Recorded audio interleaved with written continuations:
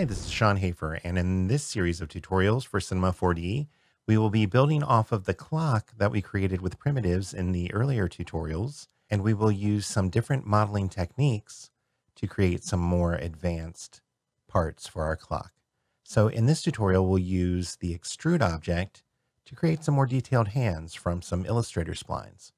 So let's go ahead and get started. I'm going to File, Merge to bring in my Illustrator spline. So we've got our merge project, and then I'll come into my clock round 2 folder, and you can see here I've got my hour hand vector, minute hand vector. There's a new handle. We'll be using that in the next couple tutorials. Here's a render of what kind of the differences we'll have with our new clock versus our old. We've got a clock face and then clock numbers that we can use. So I'm going to start with the hour hand vector. This is, as you can see, an Illustrator file, and it was saved in Illustrator 8. That's the big thing to remember, is if you just save down to Illustrator version 8, then you can bring them into Cinema with no problem. So I'm going to go ahead and hit open. And now it'll bring in this little window that says scale. It'll say connect splines and OK. Now that Illustrator file consists of 3 splines. There's the outside spline and then the 2 inside splines. Now if I had this checked off, it would bring those all in as 3 splines. Now I could then connect them in Cinema if I wanted to, but you can allow Cinema to just do this on its own. But if for some reason I wanted all those splines separately, then I would want to make sure I unselect connect splines. But in this case, it's fine. We'll hit OK. And now we can see we brought in our spline. Now I'm going to go ahead and select my hour hand vector, go over here and hit O to center up my object. And now we can see there's our Illustrator spline, and it's all one object. If I go over here to my points, we can see that spline. There's all of our points for our spline, and we can go in here and edit any of those that we need to. I'm going to go back to my model tool, and let's see what we've got. So this is very small, and it's also off center. So when we created our clock in the previous tutorials, we made sure to model everything so the center of the clock was at 0, 0, 0, or the origin, and we're going to want to continue doing that same thing here. So if we wanted to, we could just copy and paste some of these parts into our old clock. So I'm here. I'm going to go into my hour hand vector, and first off, let's zero this out. So down here in the coordinates manager, I'll do 0, tab, 0, tab, 0, and then hit enter or click apply right here. And now we can see we're centered up at least to the origin.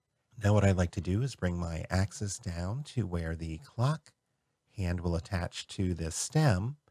And to do that, we'll go over here and we'll click on our enable axis tool, which is also L.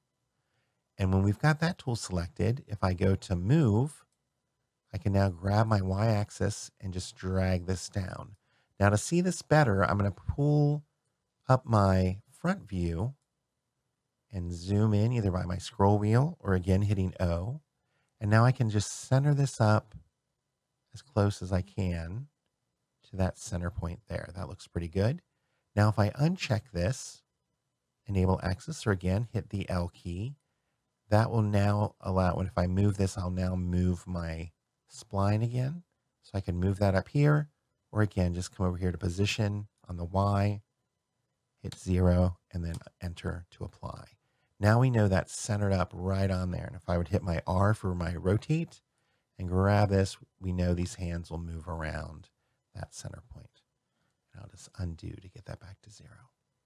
Now, once we've got that all centered up and we're ready to go, let's make sure it's the proper size to fit on our clock.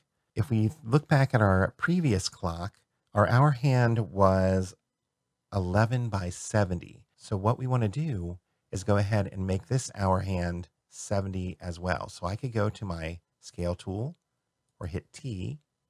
And then if I just don't click on this axis, but just click out here and drag, you can see my numbers going up. So I'm continuing to drag, drag, drag, and let's just get that as close to 70 as we can. 69, 70.00, that looks pretty good. And then I could just come in here now and say 70. And up here, let's just round this up to 15.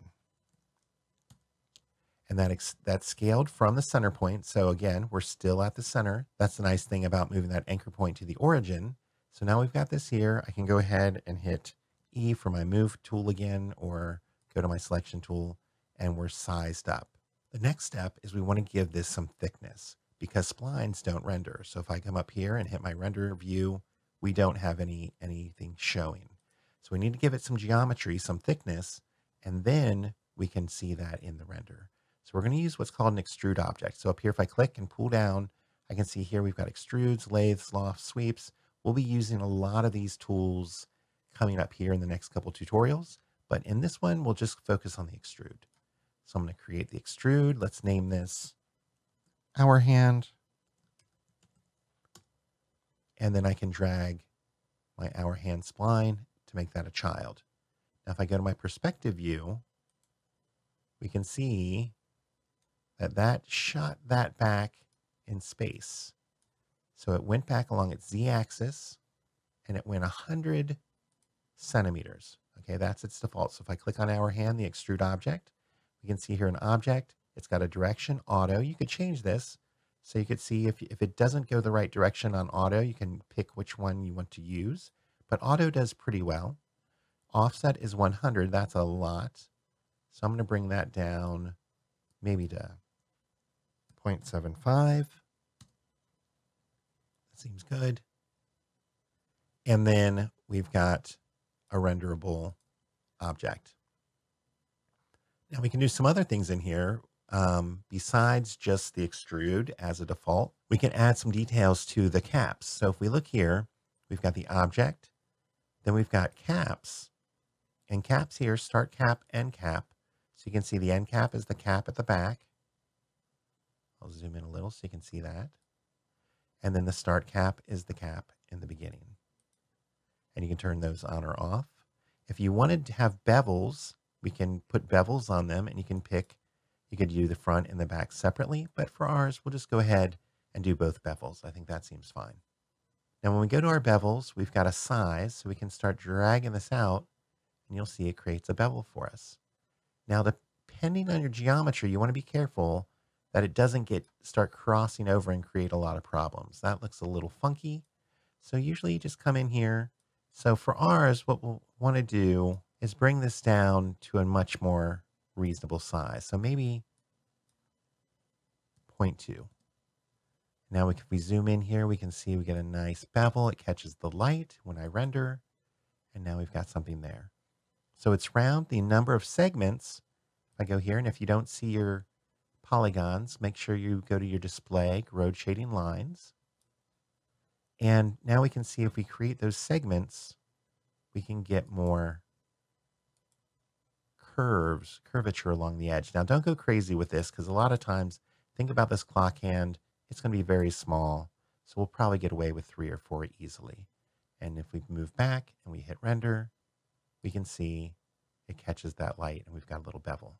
Now, if we come in here, though, there's some options we can do. So one thing, you can come up here to load preset, and you can see there's some crazy preset bevels in here. So we could come in and maybe you want this inner bevel or half circle. Let's try half circle. Now that's a little big. Again, by default, it's giving us a crazy bevel. But now we can come down in here and drag this in and see what we get. So if we zoom in, now it's like it's running a little half circle kind of along the edge, right?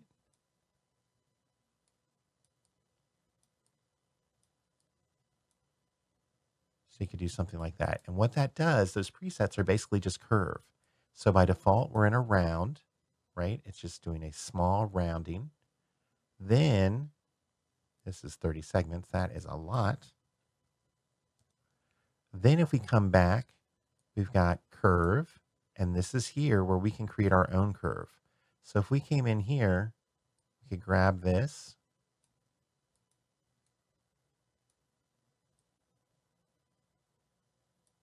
And bring it up.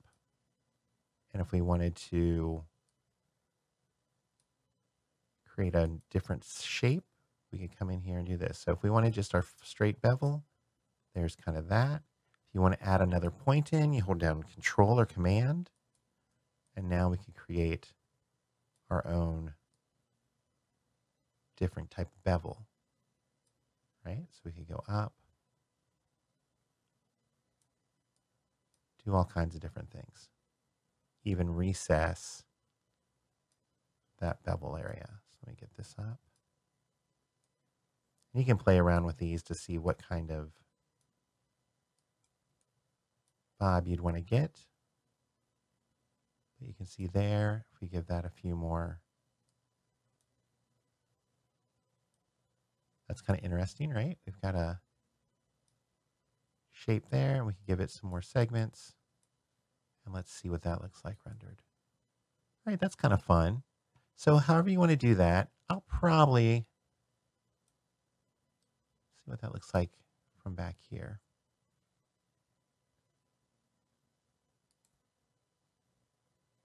Yeah, that looks good, but I might just go back to the round.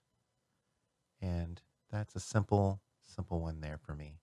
It'll catch the light enough, and I think I'll be in good shape. But go ahead and play with those. See what type of options you can get. It's pretty powerful, pretty cool.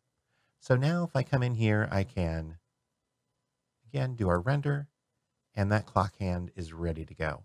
Now to create your minute hand, I would just import the other spline. You can merge that into the same one.